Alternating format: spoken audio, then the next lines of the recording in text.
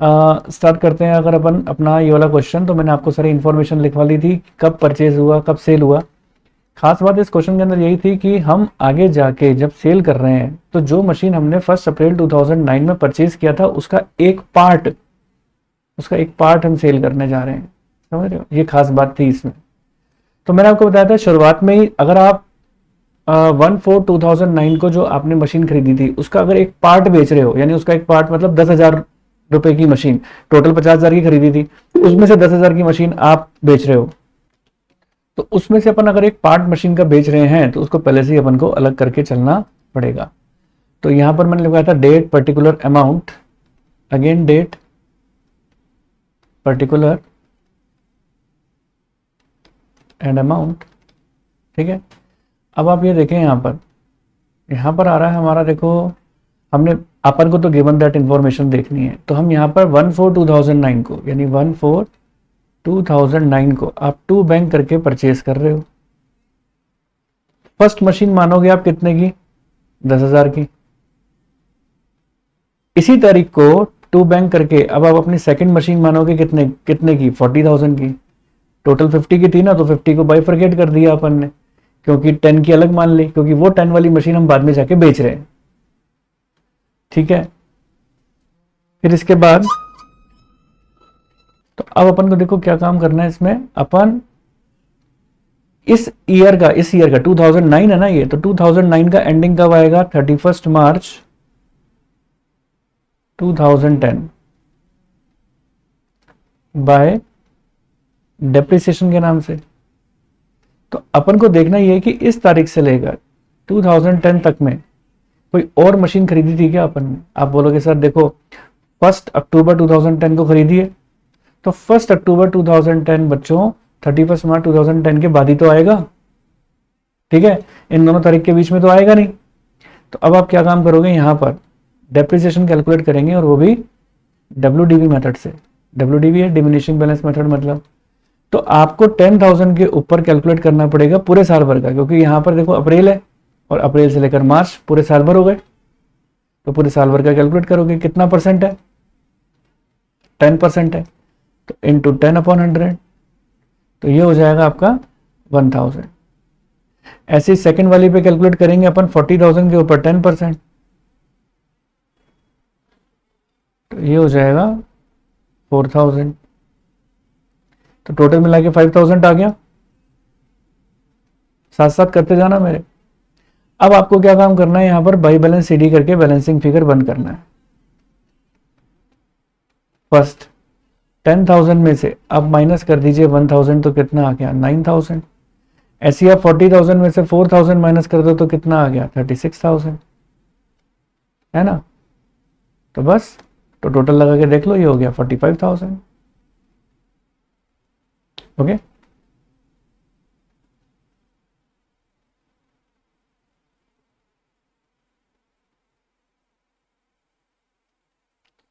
और इसको कर दो टोटल।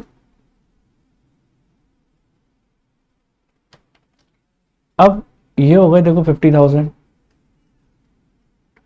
और ये भी हो गए हमारे 50,000। अब अपन को क्या काम करना है, CD को BD में ट्रांसफर करना है। ऐसे ही करते आए हैं हमेशा अपन। एक्सटेंड कर दो इसको और CD को BD में ट्रांसफर कर दो। अब ये जो बैलेंस CD आया था हमारा, ये कब आया, 31 मार्च 2010 में आया ना, तो ये हो जाएगा 1 अप्रैल 2010 टू बैलेंस BD।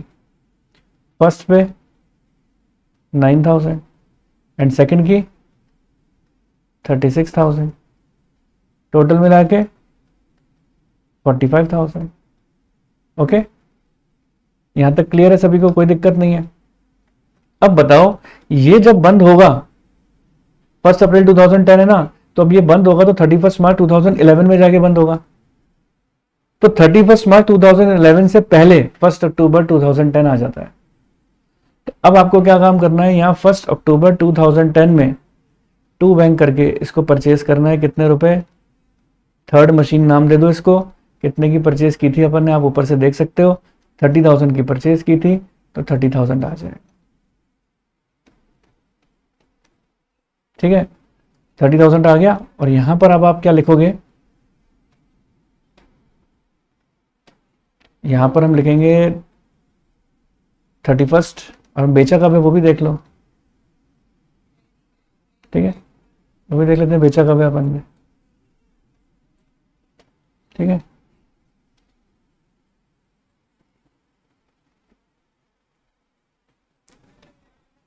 ये देखो 30 सितंबर 2012 में जाके बेचा है, अभी तो नहीं बेचा ना। अब 31 मार्च पे जाके 2011 में जाके इसको बंद कर लो बाय डेप्रिसिएशन के नाम से। अब फर्स्ट मशीन पर WDV के हिसाब से अगर डेप्रिसिएशन लगाओगे तो कितना लग जाएगा, 9,000 इंटू 10/100 कितना आ जाएगा, 900। सेकेंड मशीन के ऊपर अगर अपन लगाएंगे तो कितना लग जाएगा, 36,000 इंटू 10/100 कितना आ जाएगा, 3600। और थर्ड, अब आप 30,000 के ऊपर लगाओगे 10% की रेट से तो कितने मंथ का लगेगा, ये देखो अक्टूबर है ना, तो कितना लगेगा, इंटू अक्टूबर टू मार्च 6 महीने, 6/12 तो 1500 आ गया। जोड़ सकते हैं हम अपन 900, 3600 और 1500 को, सबको जोड़ोगे तो 6000 आ जाएगा। क्लियर, कोई दिक्कत नहीं है यहां तक, इजी गोइंग क्वेश्चंस हैं। एक्सटेंड कर दो फॉर्मेट को।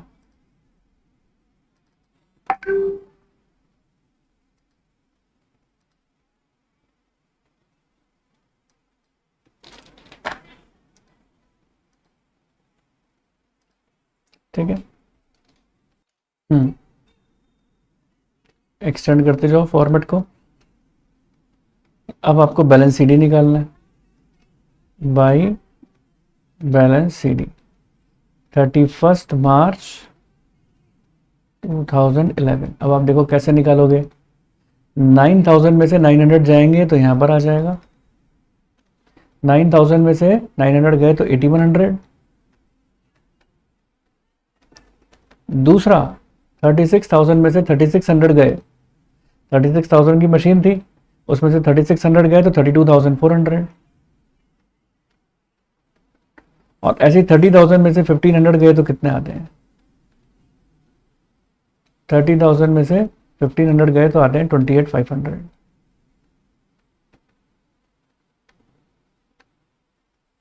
ये आ जाएगा 69,000। ठीक है, अब आप देखें, अब हो जाएगा यहां पर टोटल सेकेंड ईयर का भी, तो 45,000 और 30,000 मिला के कितने होते हैं, 75,000। लिख दो 75,000 डेबिट में भी, 75,000 क्रेडिट में भी। अब फिर से ये CDBD में ट्रांसफर हो जाएगा 1 अप्रैल 2011। अब ये जो बंद होगा तो ये कब बंद होगा, 31 मार्च 2012 में होगा ना, तो उसके बीच में तो अपन ने बेचा है। पहली मशीन की कीमत 8100, दूसरे की 32,400, तीसरे की 28,500, है ना, टोटल 69,000।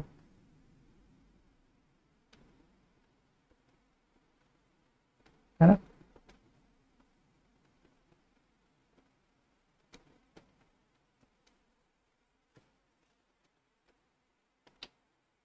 क्लियर है यहां तक तो। अब देखो अब क्या करेंगे। अब आपने जो बेचा है वो कौन सी तारीख को बेचा है पहले तो वो देखो। इसका ईयर बंद हो रहा है 31 मार्च 2012। ठीक है, अब देखते हैं अपन ने बेचा कौन सी तारीख को है। आप देख सकते हो हमने बेचा है 30 सितंबर 2012 में। क्या आपको लगता है वो इन दोनों ईयर के बीच में फॉल कर रहा है, मुझे तो नहीं लगता। तो यानी ये ईयर फिर से एज इट इज ऐसे ही जाएगा, ये ईयर फिर से एज इट इज ऐसे ही जाएगा। ठीक है ना, चलिए देखते हैं। अब इसके बाद देखो, इसका मतलब ये है कि ये वाला ईयर भी एज इट इज जाएगा। आओ बाय डेप्रिसिएशन करके लिखें। तो फर्स्ट पे कितना आ जाएगा, 8100 का अगर हम 10% निकालें तो 810। सेकंड का 32,400 का 10% 3240। और थर्ड का अगर आप निकालते हो तो 2850। सबको जोड़ दें तो कितना आ जाएगा, 6900। ओके, अब बाई बैलेंस सीडी करके इसको अपन बंद करेंगे।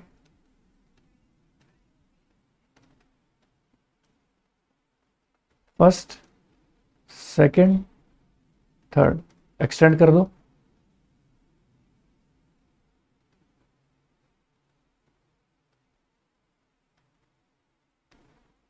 ठीक है,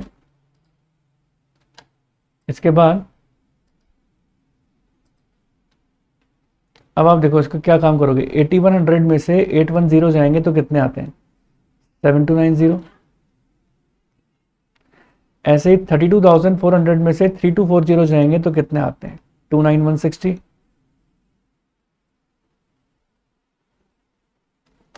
ऐसे ही अगर आप 28,500 में से 2850 लेस करोगे तो कितना आ जाएगा, 25,650। ठीक है, सबका टोटल आ जाएगा 62,100। और टोटल करके देखो तो हमारे पास आ रहा है 69,000 एंड 69,000। यहाँ का भी 69,000, यहाँ का भी 69,000। यहाँ तक करने के बाद अब आप देखो सीडी को बीडी में ट्रांसफर करो। अब यहाँ पर जो डेट आएगी वो 1 अप्रैल 2012 आएगी। 1 अप्रैल 12 टू बैलेंस बीडी।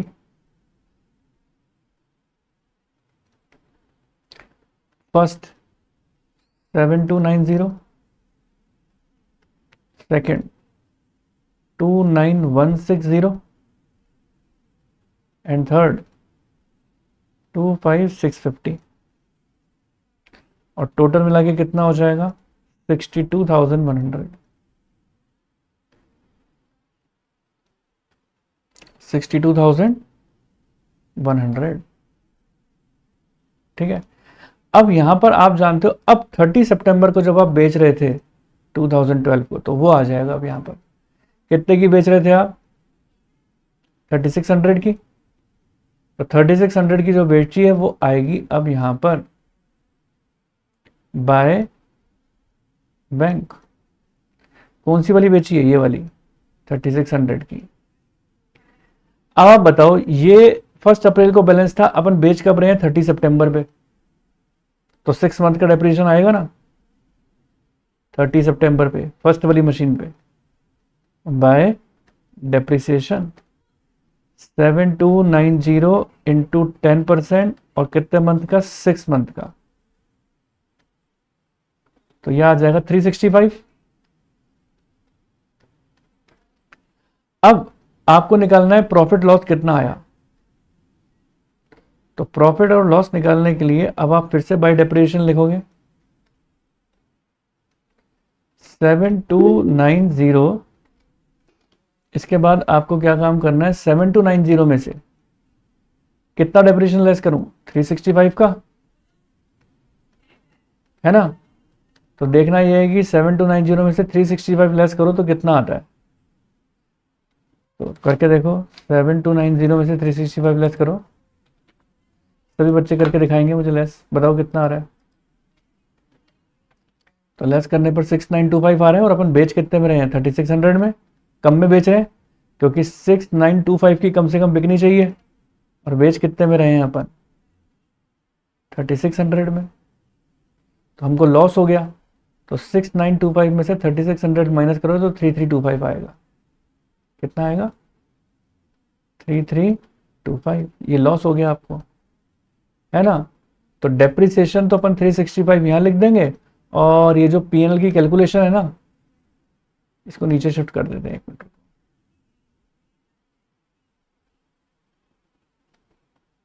लो, यहां लिख देते हैं बाय पीएनएल।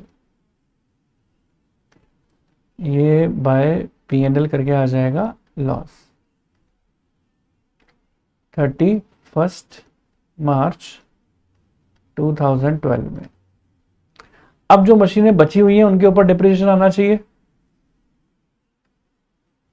अब मशीन बची है सेकंड वाली और थर्ड वाली, उनका डिप्रिसिएशन निकाल लेते हैं। 31 मार्च 2012 पे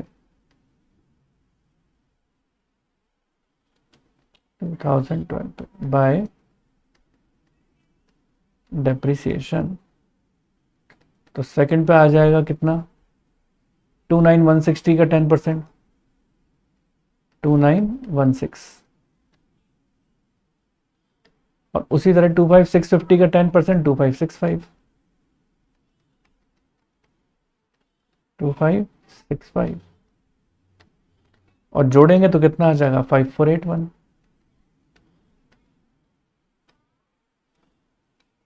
31 मार्च 2013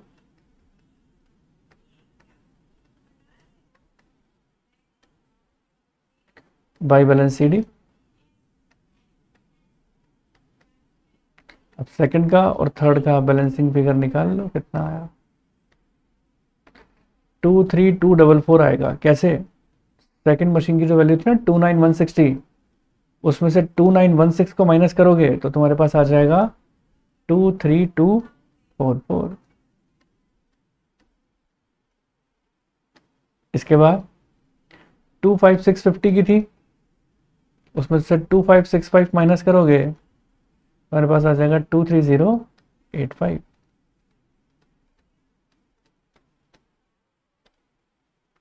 46329।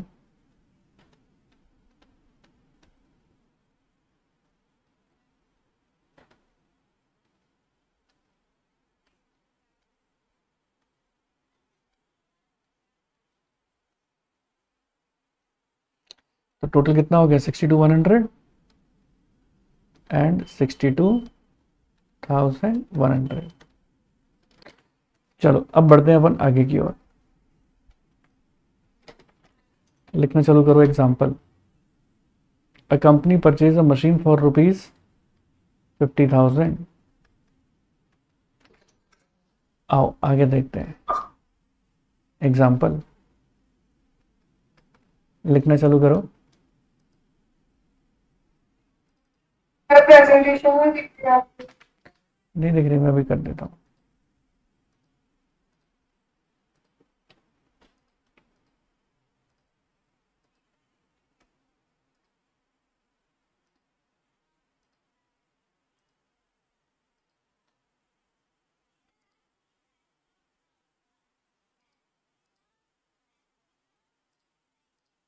देखना अभी दिख रहा है ना,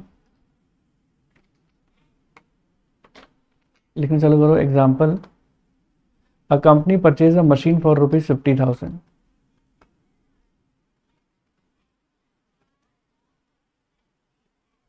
a company purchase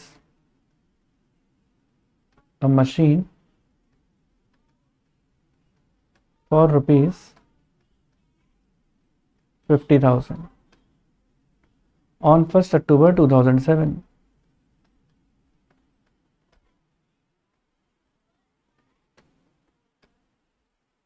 Another machine costing ₹10,000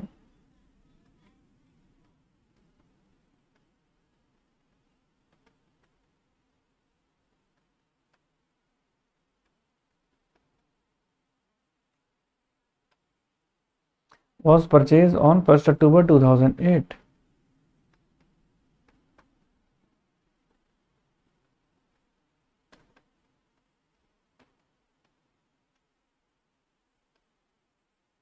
On 31st March 2010,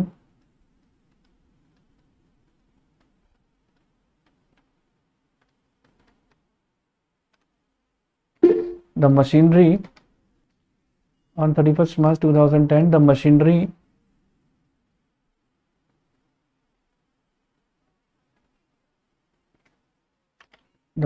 purchased on 1st October 2007, 1st October 2007 was sold at a loss of 5,000.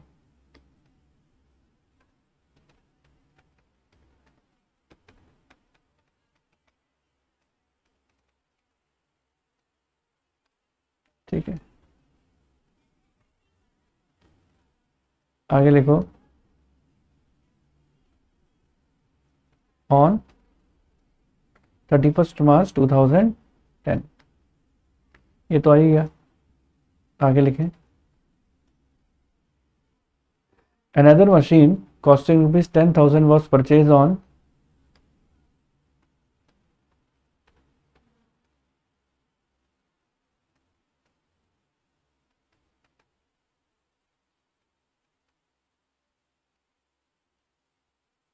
was purchased on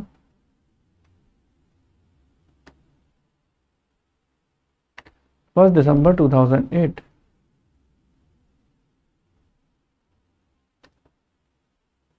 On 31st March 2010,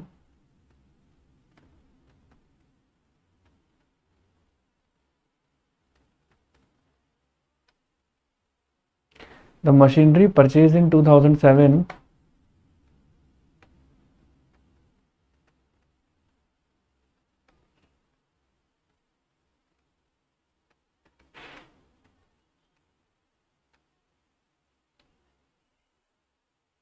was sold at a loss of ₹5,000.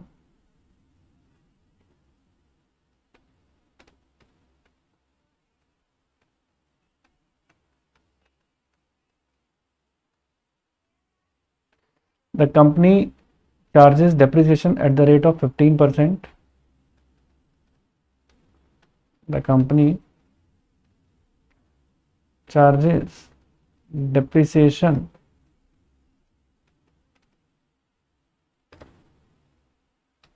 at the rate of 15%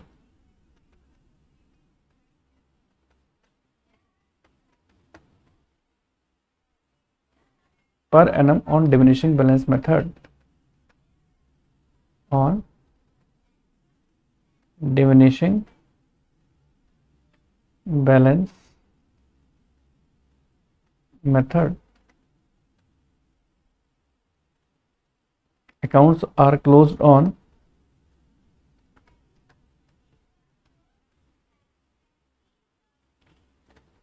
31st March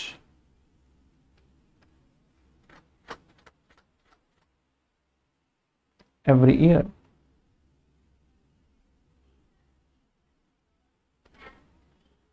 Prepare machine account for 3 years.